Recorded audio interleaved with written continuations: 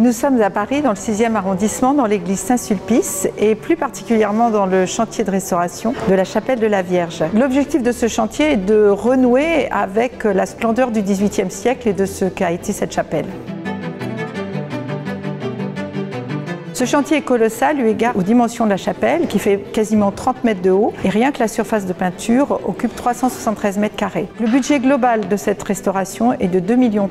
Cette chapelle a connu beaucoup d'incidents au cours de son histoire. Donc aujourd'hui nous intervenons après au moins 5 ou 6 phases de restauration dans les siècles précédents. Et donc il est très important déjà de la désencrasser, de la nettoyer et de retrouver une harmonie entre toutes ces interventions précédentes. Ma mission ici est de restaurer la chapelle de la Vierge avec une équipe de 15 personnes. Cette fresque de la chapelle de la Vierge qu'on est en train de restaurer a été peinte en 1720 par François Lemoine, qui était peintre du roi Louis XV. C'est une coupole à fresque en partie supérieure. En dessous, c'est une coupole faite de bois et de toile. Et notre but est de rendre son intégrité à la peinture et d'améliorer l'aspect et surtout de conserver les peintures avant qu'elles ne se dégradent trop. On a établi la durée à 18 mois de travail. Différentes étapes de restauration sont d'abord le décrassage, puis en même temps, conjointement, le refixage des peintures pour éviter que les écailles tombent. Et ensuite, une fois qu'on a décrassé toute cette superficie, c'est là où on voit les repeints, combien de couches il y a. Et c'est là où on doit travailler en coordination avec la conservation pour savoir qu'est-ce qu'on garde comme repeint ou qu'est-ce qu'on doit enlever.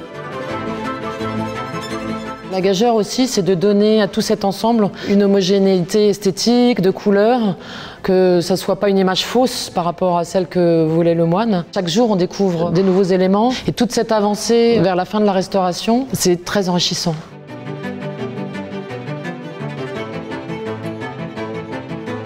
On est une équipe de 8 restaurateurs de sculpture et de 6 restaurateurs de sculpture en métal. On traite l'ensemble de la chapelle, du sol au plafond. Tous les marbres en dessous, des parties sculptées, dorées, l'autel, les balustres, les estrades de l'autel, la clôture de l'autel, enfin tout. C'est un très gros chantier. On a chiffré à environ 700 jours de travail pour les parties sculptées, pour les marbres, bois, dorure, métal.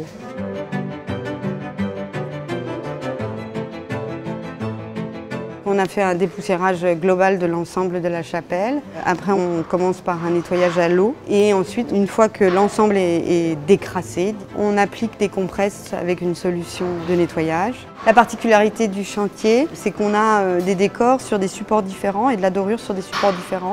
On passe d'un or très triste, très terne, très sale, à un or flamboyant. C'est magnifique de retrouver toute la force de la dorure. Ça va être un changement radical. Ça, c'est enthousiasmant.